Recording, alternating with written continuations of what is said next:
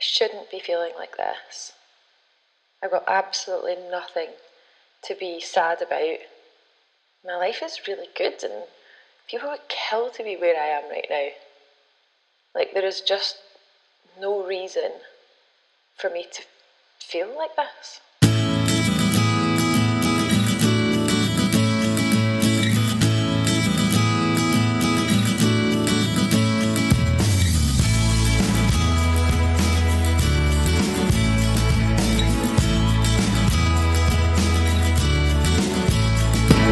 Hi everyone, it's Rachael here at Ditch the Diet, and welcome to the Ditch the Diet podcast. I think we are on episode number 42, but I can't be 100% sure. And today's episode is going to be a bit different. I decided that I'm going to share with you something that is extremely personal to me, and I have deliberated over whether or not I'm going to release this podcast, because it sort of dives into quite a lot of personal stuff. But I think it will help some of you to know that maybe if you feel the same, that you're not on your own, and that you can, I suppose, bounce back from depression and anxiety, or both, because that is what I'm going to talk about today. So if you can, sit back and relax, and I'm going to talk to you a little bit about my story. In May this year, 2018, if you're listening in the future, I was what most people would think living a really, really incredibly fortunate life. And I was. I was in Sydney, Australia. It was May. Beginning of May, but the way that I was feeling started before that. In fact, my sort of journey with mental illness began in around 2006, 2005, 2006. But I thought I would start by bringing us right up to date, talking about what has occurred with me over the last few months. The only way I can describe it, I suppose, is that I just had this overwhelming feeling of what's the point? Like I think that is the best way that I can describe it, and it doesn't sound very serious, but it was monumentally a part of my life that has completely changed the way that I think forever. So for the last 2 years, I've gone to Australia for the winter, and this year I was meant to return in July. So it was quite a long journey for me. I left last December, the beginning of last December, and intended to stay until July this year. But I came home in May early. In fact, I changed my flights about 3 times because I had a relapse of depression and my anxiety was out of control.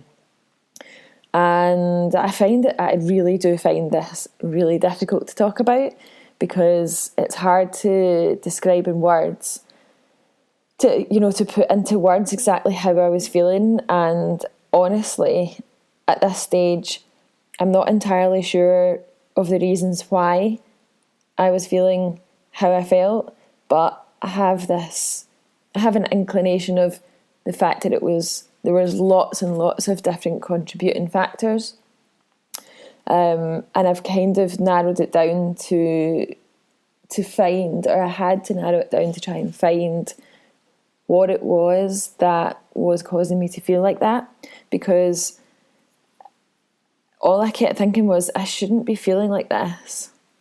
I've got nothing to be unhappy about. Life is really good.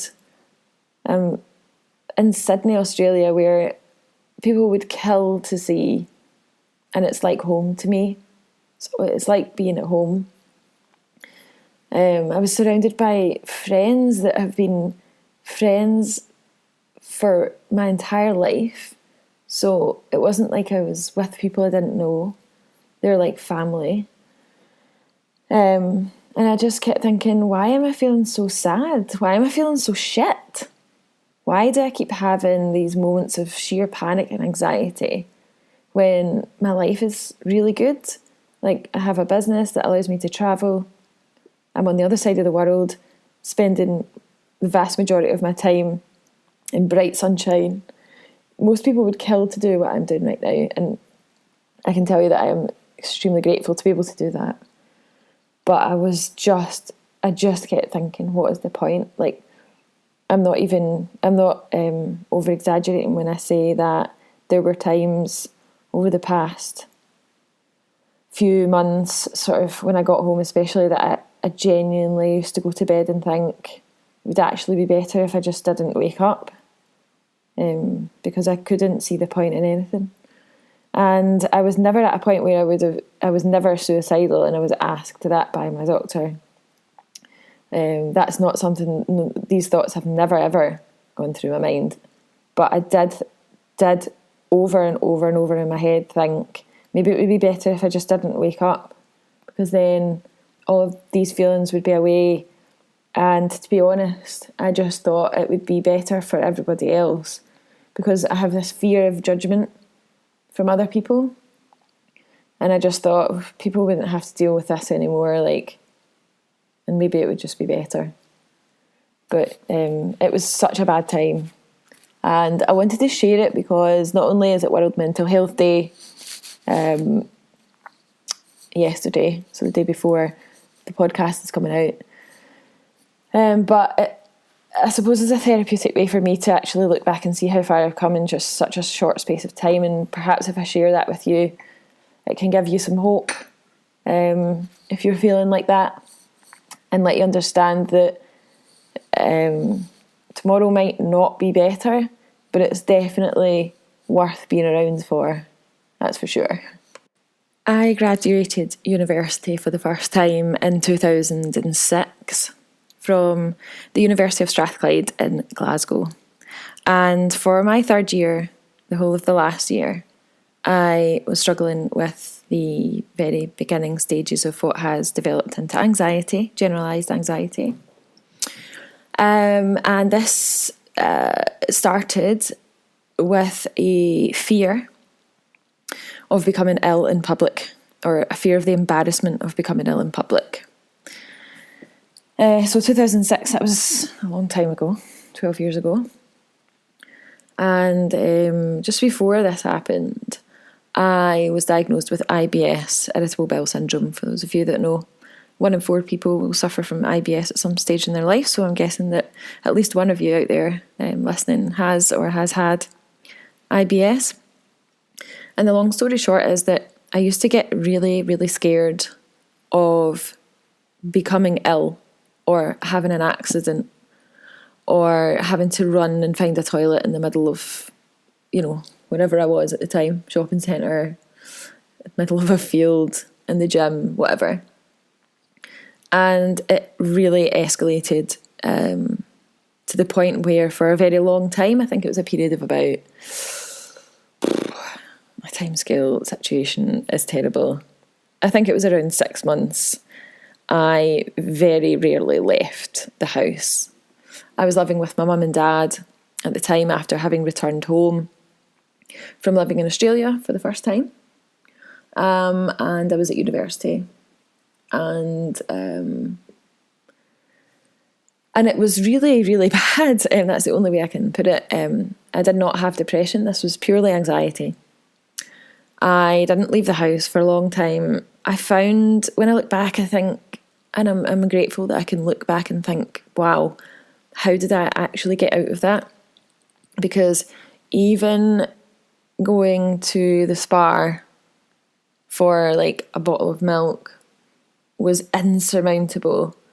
I had to really psych myself up for it because it was embarrassing. Like, I remember this one time that my mum asked me to nip down to the shop and get something. I'm pretty sure it was milk, as cliche as it is, as cliche as it sounds. And I couldn't show her how much that freaked me out because I was embarrassed. I mean, who gets nervous about going to the shop to buy milk? My body just was overcome with heat, like sweat instantly. What if I go out and I get ill? What if I go out and I get ill and people think that I'm a weirdo? What if people, like, what will people say if I make a fool of myself in public? What if I have a massive full-blown anxiety attack in public? What will people think? And although it was only 12 years ago, I can tell you that mental health, anxiety, and especially things like IBS were not something that you spoke about. Nobody talked about it that I can remember. And it was very, very embarrassing. Like, I found it really embarrassing. And this manifested and escalated in my head. And I honestly thought, I can remember thinking this, how am I going to live the rest of my life like this? I was in what age was I in 2006? Early 20s. And I can remember thinking to myself, is this it? Like, is this it? Do I have to learn to live the rest of my life like this? I was a massive traveller. Like, I never kept my feet in the ground. And I thought, wow, I'm not going to be able to travel anymore. This is, like, my dream of seeing the world is over. Catastrophizing things in my head that when I look back, I think that was anxiety, that was not me. But I'm in a position now where I can look back and I can say, okay, and I can rationalise things a bit more now. But so that was the start of things, the very start. And it got worse before it got better. Got a lot worse before it got better.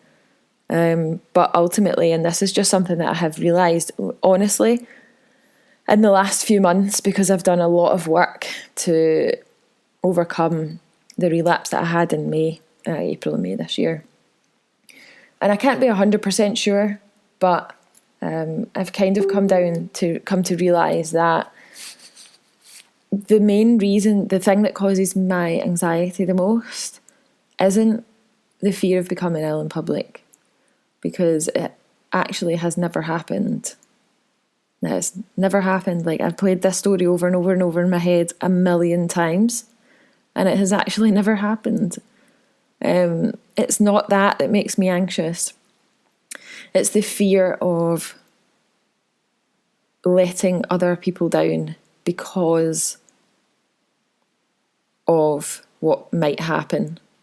So I will often not do things or cancel days out or just say no or just not go to things socially because I have a fear of letting other people down.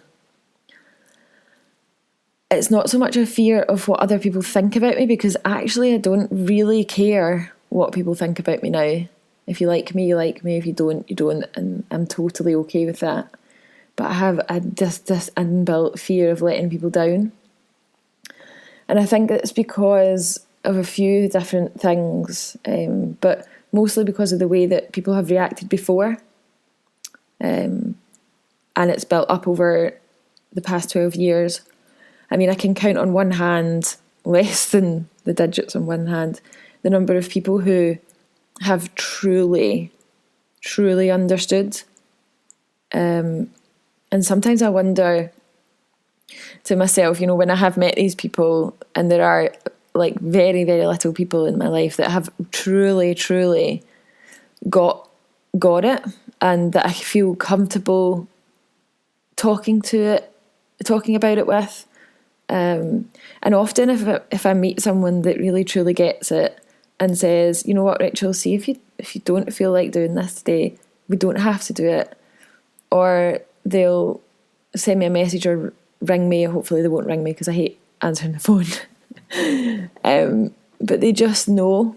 And when I meet people like that, I often wonder what their motive is, because like I wonder if they have this underlying motive, because I truly don't know what it feels like I've not really felt what it feels like to be 100% content with being myself around other people.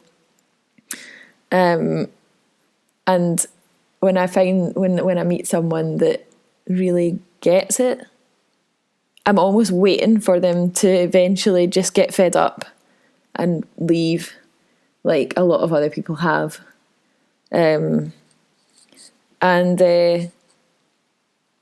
the fear of letting people down is the thing, I think, that causes me the most anxiety, and the fear of letting myself down as well.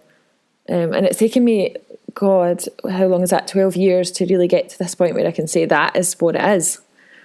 How can I address that so that I can feel better? And that's what I've been doing for the last few months. So I never really suffered from depression in the beginning.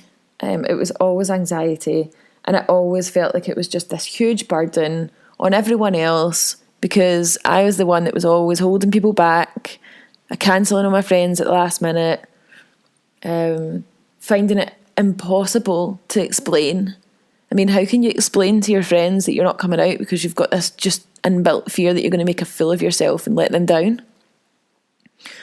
And I can tell you right now that they're probably not thinking that. Like, this is just some big movie that I've created in my own head, and I can see that now.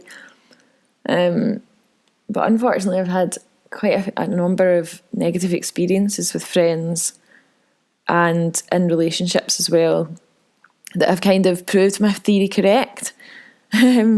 So it's quite difficult to prove your theory wrong when you have so much evidence that sort of suggests that your theory is right. But I'll come back to that in a bit. I was treated with all sorts of medications over the last 12 years. I've been on and off anti-anxiety and antidepressant drugs for the past 12 years. I've been off them more than I've been on them. So I've used amitriptyline, fluoxetine, Prozac, diazepam or Valium, propranolol, which is a beta blocker that slows your heart rate down so that you don't feel as anxious.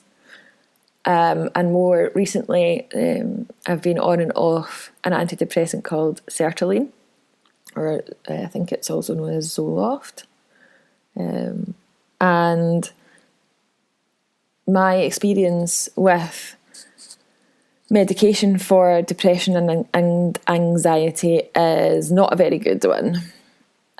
When I got back from Australia in May, I was extremely unwell. And I don't think I've ever really told anyone how bad I was feeling, not even my own family. So putting this out there is really quite a big thing. And I kind of really hope that my mum doesn't listen to this. Like, I don't think she does anyway, but I really would really feel quite uncomfortable sharing a lot of this, but I'm going to share it anyway because I feel like it's really important. I could not understand why I was feeling so low. I spent more time beating myself up about why I was feeling low than actually doing anything about it. And I'm a doer, like I'm a problem solver. And I think that has kind of gone in my favour. Like, I find it really hard to back down to things and allow them to take over. And I got home. I was having extreme highs and lows. They were lasting for a couple of days at a time.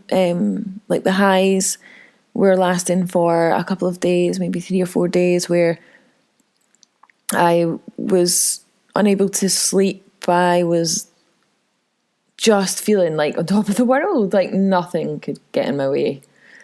And then I would wake up one day and the very next day, and it would be impossible to even motivate myself to have a shower. Like, if I had to shower and wash my hair, it was like a huge achievement. And this is only October. I'm only talking about a few months ago. I went straight to the doctor because I have no fear now of saying this is how I'm feeling. The doctor was really nice, to be honest with you. she was really nice, but very quick to put me on medication and gave me this drug called sertraline. And I started to take it. And for the first 4 weeks, I was on the brink of vomiting all the time. But because I've used these drugs before, I understand that they make you worse before you get better, so I carried on. I felt incredibly worse. My mood got worse. I remember sitting in my mum's living room in tears, wondering what was wrong. Just, what's wrong with me? Why am I feeling like this? What is the point in even doing anything? That is what I kept going over in my head. What's the point? What is the point? I remember saying that to the doctor. I just don't know what the point is anymore.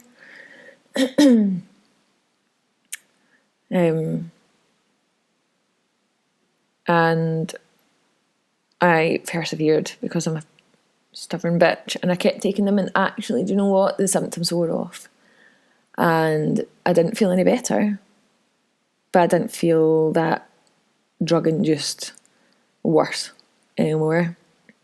I saw a psychiatrist. I was being assessed for bipolar disorder, and the psychiatrist decided to double my dose of the antidepressant that I was on.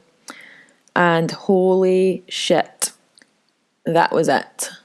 They doubled the dose of that drug and it sent me spiralling down again. Really bad. And thankfully I knew that it was the drug that was doing it, and persevered again, or tried to persevere, and just decided in the end that I didn't want to be medicated anymore, that I would do what it took to overcome this in a different way. So I went back to the doctor and said, this is what I want to do. This is just a couple of months ago, maybe about 3 months ago now. And she was supportive of that, and she offered me various different other therapies. But I said, I'm going to take this ownership of this, and I'm going to see what I can do myself, and that's what I did. And I can honestly say that today, I don't want to go into everything that happened between now and then. But today, even just in the last week, and this is why I wanted to record this podcast, in the last week, I have felt happier, genuinely happier than I have in many, many, many years. What's changed? Well, I had to do quite a lot of research into my own brain and find out exactly what it was that was causing me to have chronic stress, which was causing depression, which was making the anxiety very difficult to control. And so I decided I would address the root cause of everything, the chronic stress, which was, I'll be honest with you, it was my work. I've been self-employed for 7 years, and being self-employed, if anyone out there is listening, being self-employed is extremely stressful. The financial ups and downs, the emotional ups and downs, the sheer amount of work that it takes to build a business. So I addressed that because that was causing me major stress. And I did what I said I was going to do a long time ago. And I built a completely new business, which is Ditch the Diet, the one that you're listening to just now. And I built it in a way that was going to mean that I had more time to spend on my own self-care, because I'm not kidding, I was working from early doors, 5 a.m. till 9, 10 at night, most days. I had no time to myself.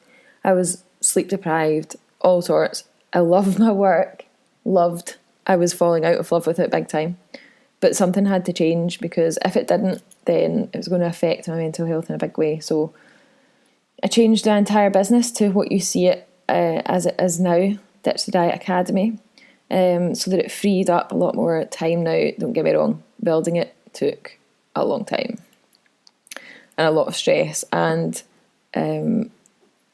yes, I'm holding my hands up right now, and I'm going to say that I built the entire academy whilst feeling how I was feeling. I don't know how I did it, but it was the one thing that gave me a focus, and it gave me something positive to. It was like it drove me to keep going every day. Like, if I do this, then I'm going to have more time. I'm going to be able to help more people. And with more time, I can do more things that I enjoy doing. I can invest time in stretching my comfort zone. And when I made that decision, things started to change. And even just making that decision of, right, okay, I'm going to address this root cause, my work, the business, the stress, the finances. And I just decided to take control. In that moment, I decided to take control, despite the fact that I was still having all these horrible, what's the point thoughts. Something just changed.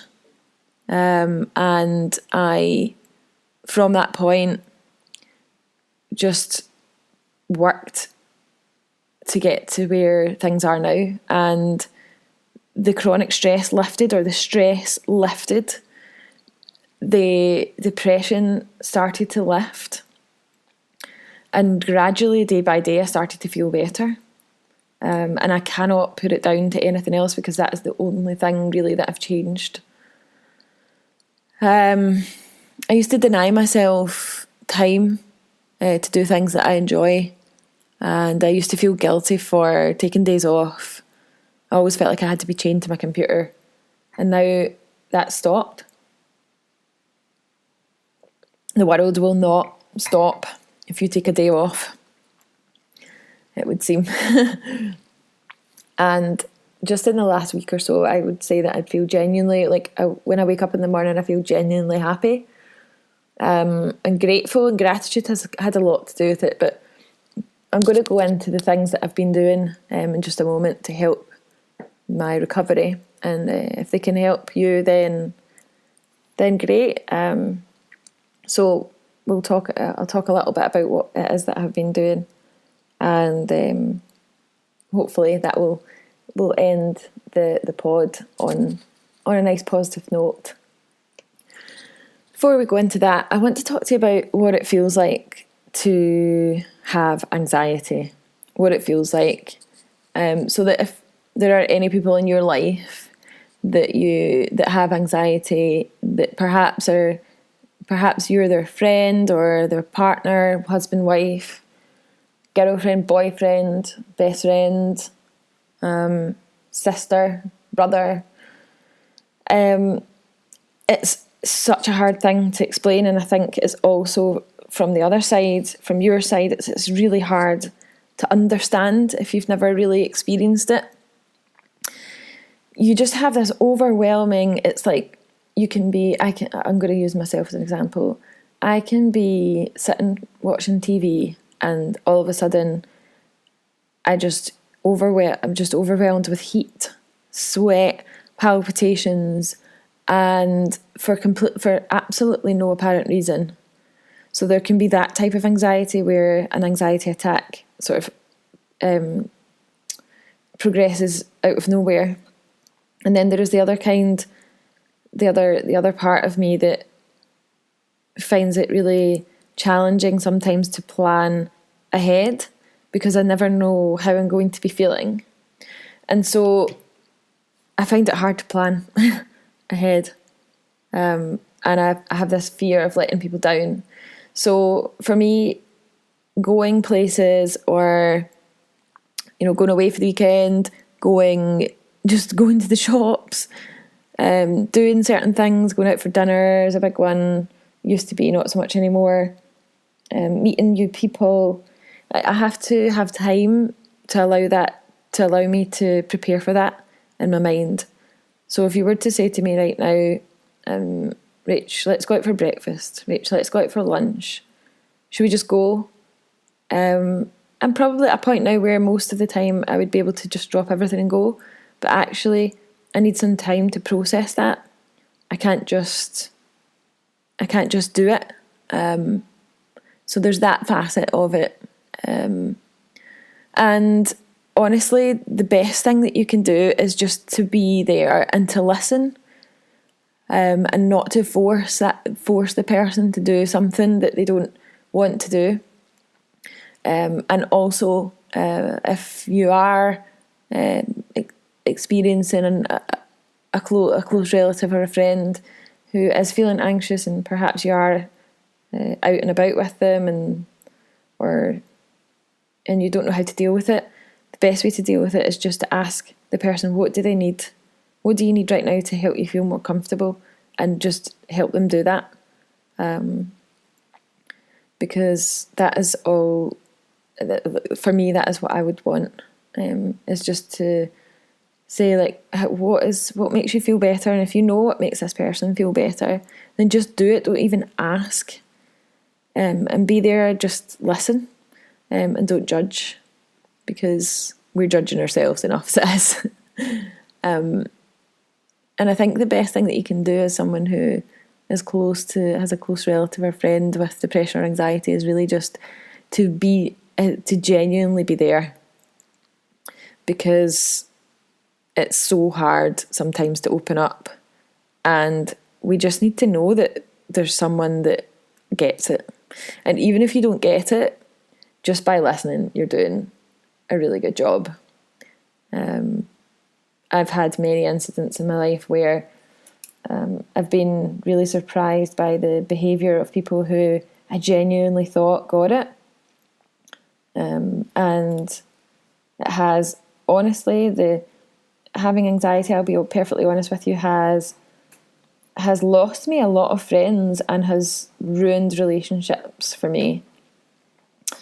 But if you're feeling like that right now, I can tell you that the right people will always have your back, and they may be few and far between, but you will find them. And for those of you that are helping close relatives and friends with mental illness, the best thing you can do is to learn what makes this person feel better in the moment, and just help them do that, and be there to listen. And don't force them to do anything that they don't feel like doing at that moment, because I was forced a lot of times to do things that I didn't feel like doing, and it didn't make me feel better, it made me feel worse. So I hope that helps in some way. So over the past few months, since getting back from Australia, I've had a lot of ups and downs, but I wanted to talk to you about the things that I've been doing that have really helped. The first thing that I've been doing is walking, but not just walking. I've been doing something what I like to call mindful walking. I know it sounds a bit airy-fairy, perhaps, but it's going out for walks and focusing on the things that you can see, the things that you can smell, the noises, and not feeling guilty for taking that time out. And it has become an integral part of my recovery process. Walking for an hour to an hour and a half a day. I cut down the amount of time that I spent at the gym, because I did spend a lot of time at the gym. And instead I was getting out and walking, and that has been one of the biggest things.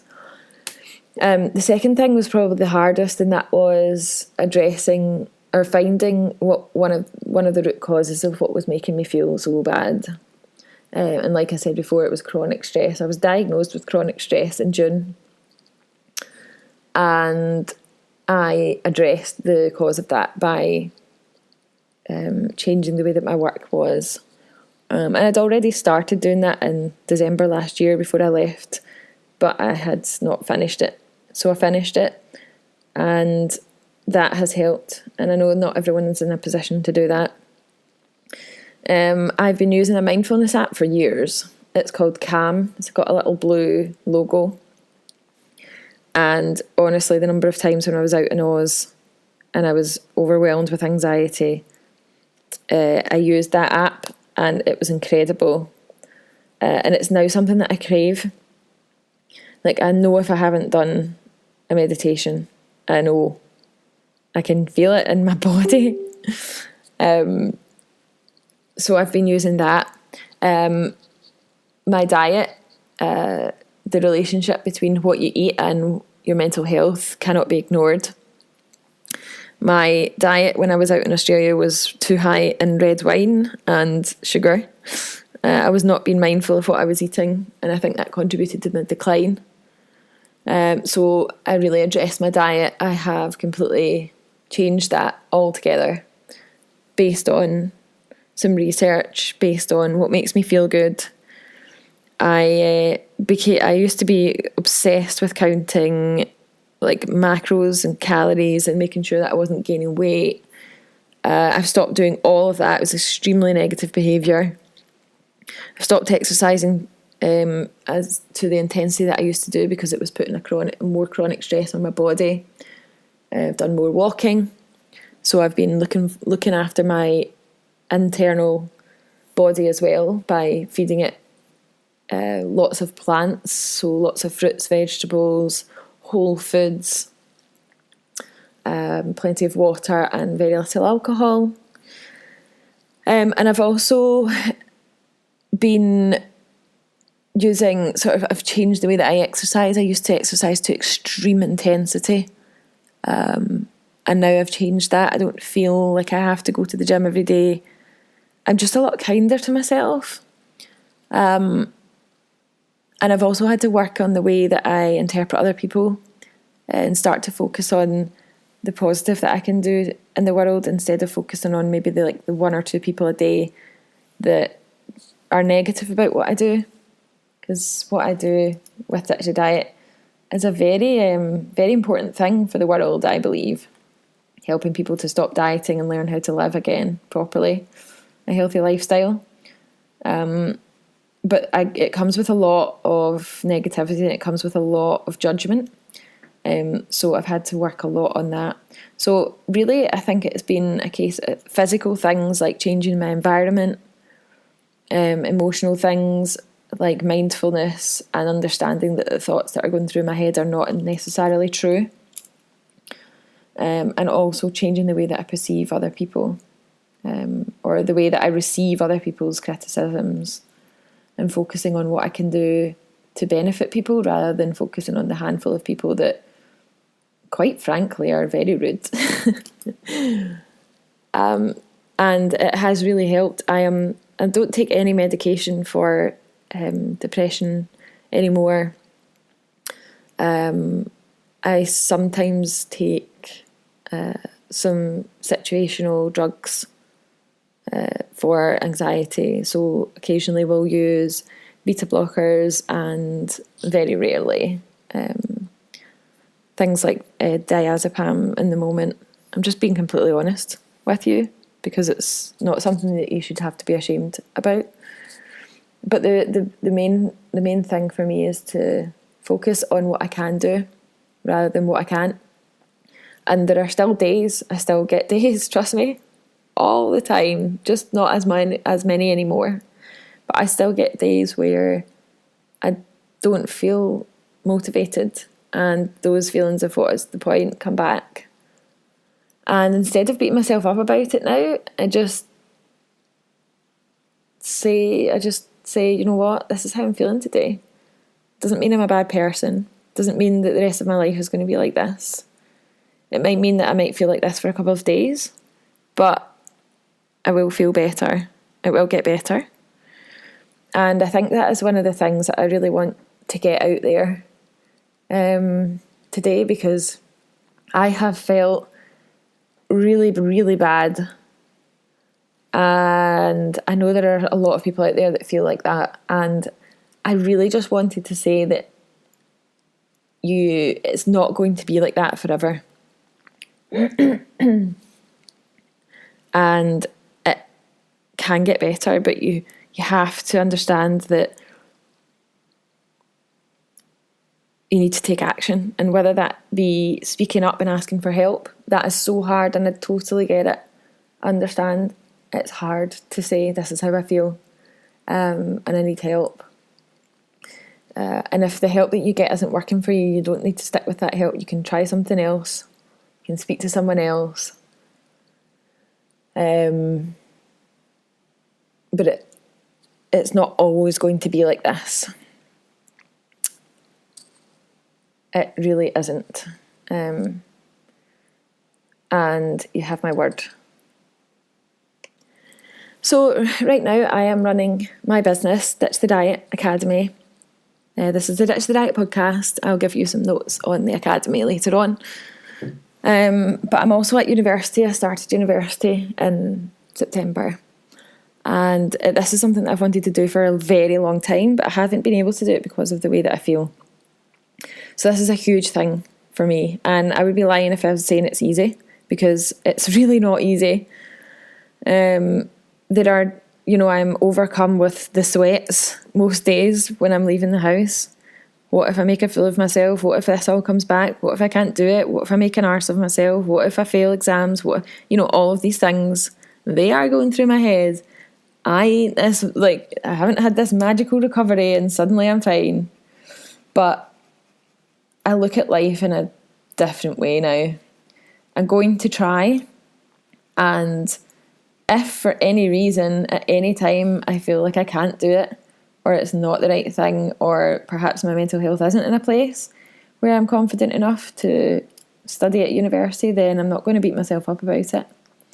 But I am trying really hard, because this is something that I've wanted for a long time. So I'm not saying that your recovery from depression is going to be very, very quick, but if I can turn around how I felt in May, June, July, August, September, 5 months, and I am by no means cured, if that's even a word. But if I can turn that around in 5 months, I wanted to give you hope that you can as well. But understand that there are going to be good days and bad days, and the first thing that I would ask you to do is just ask for help. Ask for help from the right people. You might not get it straight away, but ask for help. Talk to people. You don't have to go through this on your own. And if you want to talk to me, then you can get in touch with me anytime. I'll leave my email address in the podcast show notes. Even if you just want to write it all down and send it to someone, then by all means, please do that. So thank you very much for listening to this episode. And it was a bit different to usual. We'll be back to our normal podcasts in the next few weeks. That was just a very quick rundown of 12 years of ups and downs, but I hope it's helped you in some way and given you some hope for the future. If you want to get in touch with me, you'll find my email address in the show notes. It's just rach@ditchthedietacademy.com. If you've enjoyed this episode and you feel like you would like someone else in your life to hear it, please share it on social media.